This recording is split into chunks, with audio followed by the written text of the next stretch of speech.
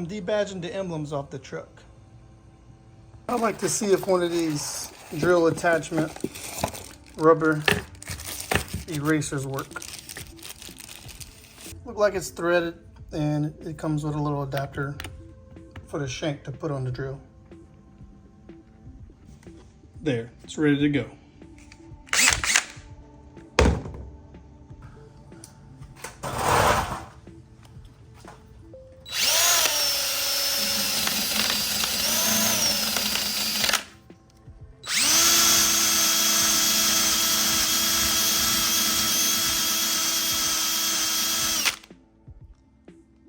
Okay, looks like it might work.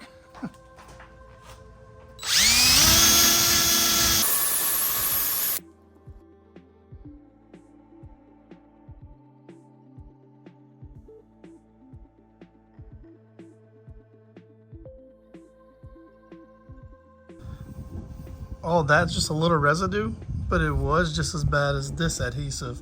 So I would say this little rubber eraser wheel does work. I wouldn't do this to a newer vehicle. This truck's old. The paint's not the best. And I'll just be debadging it.